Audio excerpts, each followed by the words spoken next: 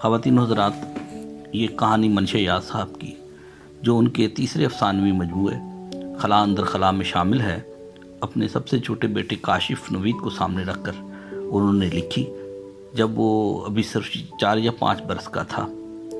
پیار سے وہ اسے کاشی کہتے تھے اور یہی اس افسانے کا بھی نام ہے۔ یہ افسانہ کسی کہانی پہ آدھارت نہیں، بلکہ یہ افسانہ محض چند خیالات ہیں جس میں افسانہ نگار ایک باپ کی حیثیت سے اپنے بیٹے کے بارے میں ہمیں بتاتا ہے۔ یہ کچھ خدشات ہیں، کچھ خوف کی کیفیات ہیں جو ایک حساس اور اپنے بیٹے سے بے پناہ محبت کرنے والے باپ کے کچھ کمپلیکسز ہیں جن کا اظہار وہ اپنے اس افسانے میں کرتا ہے۔ یہ وہ خیالات اور کیفیات ہیں جو ہماری اولادوں کے لیے ہمارے ہیں، اور ہماری اولادوں کے اپنے اولادوں کے لیے ہوں گے، ہمارے ماں باپ کے ہمارے لیے تھے اور ان کے ماں باپ کے ان کے لیے۔ تو یہ نسل در نسل چلنے والے آفاقی خیالات اس افسانے کا موضوع ہیں، اور ایک بہت ہی حساسیت سے بھری ہوئی کہانی، بہت ہی اچھی کرافٹ سے لکھی ہوئی، زبردست ٹیکنیک سے لکھی ہوئی کہانی ہے۔ امید ہے آپ سب کو پسند آئے گی، آپ سب کی سماعتوں کی نظر۔ میں ہوں خلیق الرحمن، تو آئیے کہانی سنتے ہیں۔ افسانے کا نام ہے کاشی۔ اس کا نام کاشی ہے اور وہ میرا سب سے چھوٹا بیٹا ہے۔ یوں تو ہر باپ اپنی اولاد سے محبت کرتا ہے، مگر میں کاشی سے بہت محبت کرتا ہوں۔ اس کی کئی وجوہات ہو سکتی ہیں۔ ایک تو یہی کہ ڈھلتی عمر کی اولاد ویسے ہی زیادہ عزیز ہوتی ہے۔ شاید آدمی اس کے مستقبل کی متوقع خوشیاں نہ دیکھ سکنے کے خوف میں مبتلا ہوتا ہے۔ دوسری یہ کہ عمر کے اس دور میں پہنچنے تک آدمی ریاکاریوں، منافقتوں اور مکاریوں کے اتنے خاردار عبور کر چکا ہوتا ہے کہ چلتے چلتے پاؤں کے نیچے جب کبھی معصومیت کی نرم نرم اور ہری بھری گھاس آ جاتی ہے تو اسے عجیب میٹھی میٹھی گدگدی کا احساس ہوتا ہے۔ مجھے یاد ہے اوائل عمری میں جب دل میں خود رو پودے اگتے اور ان میں جذبوں کے شگوفے پھوٹتے تھے تو میں کسی کے بارے میں کوئی اندھونا خبر سن کر اس قدر ملول ہو جاتا تھا کہ بھوک مر جاتی اور نیند اڑ جاتی تھی۔ مگر پھر جب اندر اگنے والے خوشنما اور نازک پودے بڑھ کر تناور درخت بن گئے تو آہستہ آہستہ میرا سارا اندر کاٹ کا ہو گیا۔ لطیف جذبوں کے پرندے بہت کم ادھر کا رخ کرتے، اور اگر کبھی کرتے تو تھوڑی دیر کے لیے کسی ڈال پر بیٹھ کر چہچہاتے، مگر پھر کرخت سوچوں کا کلہاڑا چلنے کی آواز سن کر فوراً ہی اڑ جاتے۔ اب مجھے اپنی عمر کے ہر آدمی کی طرح ہر بات میں مکاری، عیاری اور جھوٹ کی ملاوٹ نظر آنے لگی ہے۔ شاید اس لیے کہ میں نے ہر جگہ یہی کچھ دیکھا اور برتا۔ اگر کہیں کسی بات میں مکاری نہ بھی ہو تو میرا ذہن اپنے پاس سے اس کی آمیزش کر لیتا ہے۔ ایک وقت تھا کہ افسانہ یا ناول پڑھتے اور ڈرامہ یا فلم دیکھتے ہوئے میں ہیرو یا ہیروئن کی ٹریجڈی پر بے اختیار رو پڑتا تھا، مگر اب ہیروئن زہر پھانکتی یا ہیرو پھانسی چڑھتا ہے تو مزے سے آئس کریم کھاتا اور کوک پیتا رہتا ہوں۔ ایسا لگتا ہے جیسے میرے اندر جذبوں اور احساسات کے دریاؤں کی ساری مچھلیاں خود غرضی کے ادپھلاؤں نے مار کر کھا لی ہیں۔ ایک زمانہ تھا کہ ناول یا فلم میں کسی بچے کی ماں مر جاتی تھی تو اپنی ماں کی موت پر روکا ہوا بے شمار رونا میرے دامن ضبط کو تار تار کر دیتا تھا، مگر اب ہیرو کی ماں مر جاتی ہے تو میری خبیث آنکھ اس کی اسی ٹو میں رہتی ہے کہ مرنے کی اداکاری کرنے والی اداکارہ کی بھووں یا ہونٹوں میں کسی قسم کی جنبش تو نہیں ہو رہی۔ ایسی باتوں پر جن سے ہنستے ہنستے پیٹ میں بل پڑ جاتے ہیں اب میں ناک بھون چڑھاتا ہوں۔ مجھے اس سے عمومیت، بازاری پن اور اوور ایکٹنگ کی بو آتی ہے۔ اخبارات میں آئے دن اندھوناک مظالم اور انسانی بربریت کے واقعات پڑھتا رہتا ہوں، اور لمحہ بھر کے لیے ناگواری کا احساس مجھے بدمزہ بھی کر دیتا ہے، مگر پھر سب کچھ اندر کے سور کے پیچھے بھونکتے کتوں کے شور میں دب جاتا ہے۔ پتہ نہیں کیوں جوں ہماری عمریں کم ہوتی جاتی ہیں ہم زیادہ خود غرض اور بے رحم ہوتے جاتے ہیں۔ ہم ایسی چیزوں، لوگوں، حتیٰ کہ قریبی عزیزوں سے بھی کوئی سروکار نہیں رکھنا چاہتے جن سے ہمیں जल्द या बदेर किसी माली मुनफ़ियत की तवक्को या नुकसान का एहतमाल ना हो। पिछले बरस हमारे पड़ोस में एक ऐसा ख़ानदान आकर आबाद हुआ, महल्ले में कोई मरे या जिए उनकी बला से। दूसरे लोगों की तरह हमने भी उन्हें शादी गमी की हर तकरीब में बुलाया, मगर उन्होंने माजरत करने की भी तकलीफ को वारा न की। काशी कभी खेलता हुआ उनके घर चला जाता तो वो इस डर से कि उनकी चीज़ें उलट पुलट ना दे, नहायत रुखाई से उसे बाहर निकाल देते और दरवाज़ा बंद कर लेते। मगर जब से हमारे यहाँ टेलीफोन लगा है और उन लोगों की लोकल और ट्रंक कालें आने जाने लगी हैं, इन लोगों का रवैया हमारे साथ बिल्कुल अपनों जैसा हो गया है। यूँ लगता है जैसे टेलीफोन के तार उनके दिलों के ग्रड से होते हुए हम तक पहुँचते हैं। अब हमारे यहाँ ज़रा सा कोई बीमार पड़ जाए तो उनके दिलों में मोहब्बत और भाईचारे की घंटियाँ बजने लगती हैं। काशी के लिए अक्सर खिलौनों, मिठाइयों और फलों के तोहफे आते रहते हैं, और अगर वो किसी रोज़ उनके घर खेलने ना जाए तो आंटी को अपना घर और आंगन सूना लगने लगता है। काशी से मेरी बेपनाह मोहब्बत की एक वजह ये भी है कि उसकी वजह से फना का खौफ जो मेरे जहन और रूह के हर लम्हे चिमटा रहता था, वो बहुत हद तक दूर हो गया है। अब मुझे एहसास होता है कि मैं अपने बाद काशी और काशी के काशी की सूरत में ज़िंदा रहूँगा। दिए से दिया जलता रहता है, जलता चला जाता है। इंसान इतना फ़ानी भी नहीं है। काशी मेरा मुस्तकबिल भी है जो हमेशा खुश आइंद होता है, और माजी भी। उसकी शक्ल सूरत और बहुत सी आदतें मुझसे मिलती जुलती हैं, और मैं उसकी शक्ल सूरत में अपने बचपन को बालिग नज़रों से देखता और खुश होता हूँ। मैं उसे वो सारे खेल खेलते हुए देखना चाहता हूँ जो मेरे खेलने से रह गए थे। मैं उसे वो सारी मोहब्बतें देना चाहता हूँ जिनसे मैं बचपन और ज़िंदगी में महरूम रहा, और उसे वो सारी चीज़ें खिलाना चाहता हूँ जिनके लिए मैं तरसता रहा। काशी ने जब से बोलना और चलना फिरना सीखा है, मैं फारुग औकात में उसे अक्सर अपने साथ रखता हूँ। दोस्तों की बेवफाइयों और रिश्तेदारों के हासदाना रवैयों से उकता कर मैंने उसकी मोहब्बत में पनाह ढूंढ ली है। हम दोनों अक्सर एक दूसरे को कहानियाँ सुनाते और बाज़ारों, बागों और पार्कों में इकट्ठे घूमते हैं। मैं उसके साथ अपने हम उम्र दोस्तों का सा सलूक करता हूँ और उसकी छोटी छोटी खुशियों और खेलों में पूरी दिलचस्पी लेता हूँ। अगर वो तितली पकड़ने में नाकाम हो जाता है तो मैं तितली पकड़कर उस पर अपने बड़े होने का रोब नहीं जमाता। तितली ना पकड़ सकने की अदाकारी करके उसकी अना को तस्कीन पहुँचाने की कोशिश करता हूँ। लेकिन अब वो पहले की निस्बत काफ़ी समझदार हो गया है, वरना पिछले साल जब मेरे साथ वो बाज़ार जाता था तो मेरी आंख बचाकर मिठाइयों या टॉफ़ियों की किसी दुकान में घुस जाता और दुकानदार से कहता, ये दे दो। मगर अब उसे पता चल गया है कि ये चीज़ें ऐसे ही नहीं मिल जाती, इनके लिए पैसे देना पड़ते हैं। आहिस्ता आहिस्ता उसके जहन में पैसे और सिक्के की अहमियत वाज़ेह होती जा रही है, मगर अभी उसे हिसाब किताब का शऊर नहीं है। ना उसे ये मालूम है कि पैसे कहाँ से और कैसे आते हैं। उसका ख्याल है कि हर चीज़ की कीमत एक चवन्नी होती है। एक रोज़ जूतों की दुकान के सामने से गुजरते हुए कहने लगा, मुझे नए जूते ले दें। मैंने कहा, फिर कभी ले दूंगा। उसने इसरार किया और कहा, अभी ले देना। इस पर मैंने कहा, बेटे मेरे पास इस वक्त पैसे नहीं हैं। उसने अपनी पतलून की जेब में हाथ डाला और चवन्नी निकाल कर कहने लगा, मेरे पास है। मैं उसकी ऐसी मासूमाना बातों से लुत्फ़ अंदोज़ होना चाहता हूँ, लेकिन ये ख्याल मुझे फ़ौरन ही अफसुदा कर देता है कि अब वो दिन दूर नहीं जब उसे गिनती याद हो जाएगी, चीज़ों की कीमतों और अपनी क़ुव्वत ख़रीद का शऊर हासिल हो जाएगा, और हिंसों और आदात के चक्कर में पड़कर उसके सारे सुहाने ख्वाब चूर हो जाएंगे। हम सैर के लिए निकलते हैं तो मैं इस ख्याल से कि उसमें ज़िंदगी की दुश्वारियों का सामना करने का हौसला पैदा हो, उसके लिए निस्बतन मुश्किल रास्तों का इंतखाब करता हूँ।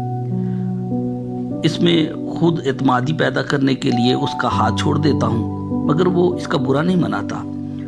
उसे आसान और मुश्किल रास्तों का फ़र्क मालूम नहीं है, इसलिए अगर कभी सीढ़ियाँ ऊंची हों और उससे अबूर ना हो सकती हों तो वो बैठकर और घिसट कर उन्हें अबूर करने की कोशिश करता है। टूटे हुए फुटपाथ से बचा कर गुजर जाता है, मगर बनाने वालों की नीयत और कारकर्दगी पर शक का इजहार नहीं करता। मेन होल के ढकने चोरी करने वालों को गालियां नहीं देता और اور کارپوریشن کے نااہلی کا شکوہ نہیں کرتا۔ میں سوچتا ہوں کاشی کتنے مزے میں ہے، حقیقت سے آگاہ ہو کر آدمی کتنا غیر مطمئن ہو جاتا ہے۔ ذہنی طور پر نابالغ لوگ کتنی سادگی اور معصومیت سے استحصالی قوتوں اور صورتحال کا شکار رہتے ہیں، مگر کتنے مطمئن اور قانع نظر آتے ہیں۔ کاشی کو ہر بچے کی طرح پرندے اور جانور اور ان کی کہانیاں بہت اچھی لگتی ہیں۔ میں اسے وہ تمام کہانیاں جو مجھے یاد ہی سنا چکا ہوں، لیکن اس کا تقاضا ہوتا ہے کہ میں ہر بار نئی کہانی سناؤں۔ چنانچہ میں جانوروں اور پرندوں کی کہانیاں اپنے پاس سے گھڑ گھڑ کر اسے سناتا رہتا ہوں۔ اس طرح میرا اپنا بھی کتھارسس ہوتا رہتا ہے۔ مثلا میں نے پچھلے سال اسے طوطوں والی ایک کہانی سنائی۔ اس کہانی میں ایک باغ کا ذکر تھا جس میں طرح طرح کے خوبصورت اور پھلدار درخت تھے، مگر جب بھی بور آتا اور پھل لگتے تو قریبی جنگل سے ہریل طوطوں کی ایک ڈار آ جاتی اور کچے پھلوں کو کتر کتر کر نیچے پھینکنے لگتی۔ یوں ہر بار پھلوں کے پکنے سے پہلے سارے پیڑ ویران اور بے ثمر ہو جاتے۔ کاشی ابھی کم سن ہے، اس لیے اسے کہانی سنانے میں بڑی آسانی رہتی ہے۔ وہ سوال و جواب نہیں کرتا اور ہر بات چپکے سے تسلیم کر لیتا ہے۔ مثلا طوطوں والی اس کہانی کو سن کر وہ یہ نہیں پوچھتا کہ اس باغ کے رکھوالے کہاں ہیں اور کیا کرتے رہتے ہیں، وہ اپنی غلیلوں سے انہیں مار کر بھگا کیوں نہیں دیتے۔ میں چونکہ کاشی سے محبت کرتا ہوں، اس لیے اس کے بارے میں ہر وقت فکر مند رہتا ہوں۔ مجھے ہر وقت خوف لگا رہتا ہے کہ وہ ٹرائی سائیکل سے گر کر زخمی نہ ہو گیا ہو، چاقو یا بلیڈ سے انگلی نہ کاٹ بیٹھا ہو، چولہے کے قریب جانے پر اس کا ہاتھ یا پاؤں نہ جل گیا ہو، اس نے کوئی سکہ نہ نگل لیا ہو، یا کسی دوسرے بچے نے پتھر مار کر اس کی آنکھ نہ پھوڑ دی ہو۔ رات کو وہ زکام کی وجہ سے زور زور سے خراٹے لیتا ہے تو میرا دل بیٹھنے لگتا ہے۔ خدا نہ خواستہ اسے خناق یا نمونیا تو نہیں ہو گیا، بیمار پڑ جائے تو ڈاکٹر کے پاس لے جانے سے ہچکچاتا ہوں کہ کہیں وہ مہلک یا خطرناک بیماری دریافت نہ کر لے۔ اس نے جب سے چلنا پھرنا سیکھا ہے، مجھے گلیوں اور محلوں میں سائیکلیں دوڑاتے اور سکوٹر اور کاریں بھگانے والے کھٹکنے لگے ہیں۔ مجھے یہ سوچ کر ہول آتا ہے کہ کچھ عرصہ بعد جب وہ اسکول جانے لگے گا تو اسے سڑکیں پار کرتے ہوئے کتنی ہی موٹر سائیکلوں اور تیز رفتار گاڑیوں سے بچنا ہوگا، اور اس کی سلامتی کیسے کیسے غفلت شعار اور رفتار کے نشے میں چور ڈرائیوروں کے رحم و کرم پر ہوگی۔ گلی محلے میں کوئی اجنبی شخص نظر آ جائے تو مجھے اس پر بردہ فروش ہونے کا گمان گزرتا ہے۔ ہم نے کاشی کو سخت تاکید کی ہوئی ہے کہ وہ گھر سے باہر کسی آدمی پر اعتبار نہ کرے اور کھلونا یا کھانے پینے کی چیزیں ہرگز قبول نہ کرے، اور اس اندیشے کے پیش نظر وہ گم ہو جائے یا کھو جائے تو اسے والدین کے نام اور گھر کا پتہ یاد ہو۔ ہم نے باتوں باتوں میں اسے معلومات ذہن نشین کرا دی ہیں۔ ایک روز وہ گلی میں کھیل رہا تھا، اس کی امی باورچی خانے سے نکل کر تھوڑی تھوڑی دیر بعد اسے ایک نظر دیکھ لیتی تھی کہ اچانک وہ بھاگتا ہوا اندر آیا۔ وہ بہت گھبرایا ہوا تھا اور اس کا رنگ زرد ہو رہا تھا۔ اس کی امی نے پوچھا، کیا ہوا بیٹے؟ کہنے لگا، امی آدمی۔ اس کی امی نے بھاگ کر دروازہ بند کر لیا کیونکہ وہ آدمی اس کے پیچھے پیچھے دروازے کی طرف بڑھ رہا تھا، مگر اسی لمحے باہر سے آواز آئی، بیٹی میں اختر علی ہوں۔ ادھر سے گزر رہا تھا کہ کاشی کو دیکھ کر کھڑا ہو گیا۔ میں اسے پیار کرنا چاہتا تھا مگر وہ ڈر کر اندر بھاگ آیا۔ آپ لوگوں نے آدمیوں سے اسے اس قدر خوفزدہ کیوں کر رکھا ہے؟ پچھلے دنوں سابقہ تلخ تجربات کی بنیاد پر بیوی نے مجھے مشورہ دیا کہ کاشی کی نرسری کلاس میں داخلے کی بروقت رجسٹریشن کروا لینی چاہیے تاکہ بعد میں دشواری نہ ہو۔ میں نظریاتی طور پر انگلش میڈیم تعلیم کے خلاف ہوں، مگر اپنی قومی زبان سے اور محبت کرتا ہوں اور انگریزی زبان کی بالادستی کے خلاف تقریریں کرتا رہتا ہوں۔ لیکن کاشی کے لیے میں نے انگلش میڈیم اسکول میں داخلے کا فیصلہ کیا ہے، کیونکہ مجھے اس سے محبت ہے اور میں اسے اپنی طرح ناکامی اور احساس کمتری کا شکار ہوتے ہوئے نہیں دیکھنا چاہتا۔ میں نے نرسری کلاس میں اس کے داخلہ کے بارے میں جو معلومات حاصل کی، ان سے پتہ چلا کہ اس کے لیے اسے جنوری اور جون کے درمیان کسی وقت پیدا ہونا چاہیے تھا، جبکہ وہ 14 اگست کو پیدا ہو گیا تھا۔ اب اس کے سوا کوئی چارہ کار نہیں کہ ایک جھوٹا برتھ سرٹیفکیٹ بنوایا جائے اور اس کی تعلیم و تربیت کا آغاز اور بنیاد جھوٹ پر استوار ہو۔ میں ہر تعلیم یافتہ شخص کی طرح جھوٹ کو نظریاتی طور پر ناپسند کرتا ہوں، مگر کیا کیا جائے، مجھے کاشی کا مستقبل بہت عزیز ہے۔ ویسے بھی جہاں تک سرٹیفکیٹ کا تعلق ہے، میں اسے معمول کا ایک حصہ خیال کرتا ہوں۔ دفتری امور میں ہر بات پر سرٹیفکیٹ مانگا جاتا ہے۔ اگر ہم سچ اور جھوٹ کے چکر میں پڑے رہے تو دفتری امور تو ایک طرف، تنخواہ، اوور ٹائم اور ٹی اے ڈی اے کچھ بھی وصول نہ ہو۔ مثلا مجھے 100 روپے ماہوار سواری الاؤنس یا یہ سرٹیفکیٹ دینے پر ملتا ہے کہ میں نے کم از کم 300 میل سفر سرکاری فرائض کی انجام دہی کے لیے کیا ہے۔ اگر میں یہ سفر 299 میل میں نے کیا ہو اور سچ بولتے ہوئے اس کا اندراج بھی اسی طرح کر دوں تو مجھے ایک پیسہ تک نہ مل سکے۔ اب کون اتنا احمق ہوگا جو اتنا بے ضرر سا جھوٹ نہ بول کر مہنگائی کے اس زمانے میں پورے 100 روپے کا نقصان کر بیٹھے۔ سچی بات یہ ہے کہ غیر فطری قوانین اور ضابطے بنا کر بددیانتوں اور مجرموں کی ایک پوری نسل پیدا کی جا سکتی ہے۔ آپ بے شک مستطیل یا مربع کے اضلاع میں سڑکیں اور فٹ پاتھ بنوا دیں، مگر جیومیٹری اور ریاضی سے نابلد شخص بھی وتر کے مقام پر شارٹ کٹ خود تلاش کر لیتا ہے۔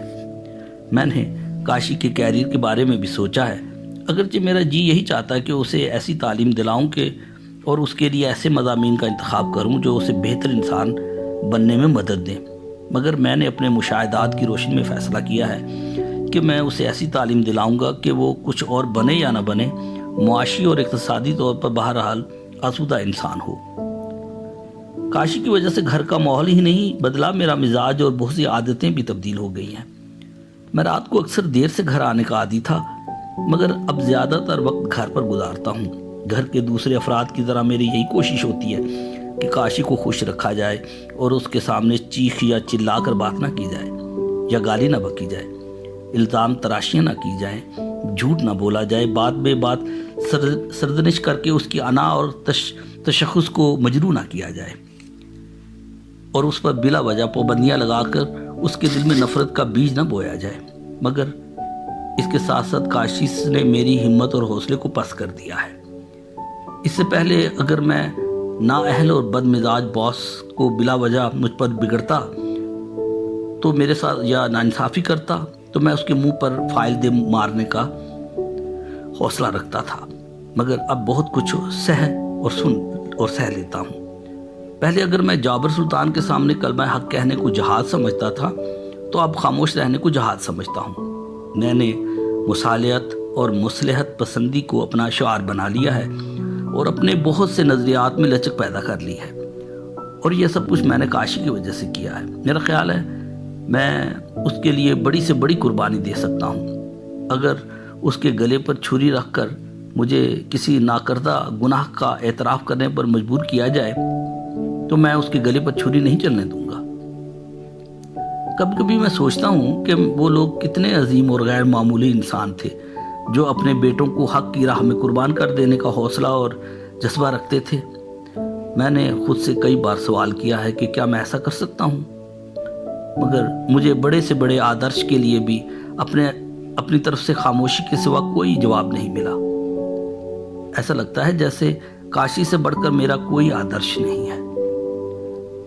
مجھے اپنی اس خود غرضی اور بزدلی پر ندامت ہے۔ مجھے اپنے جرم کا احساس ہے، لیکن میں جانتا ہوں کہ میں اکیلا نہیں۔ اپنے کاشی سے محبت کرنے والے بہت سے اور لوگ بھی اس جرم کا ارتکاب کر رہے ہیں اور اسی کی سزا پا رہے ہیں۔ آپ سب کا شکریہ۔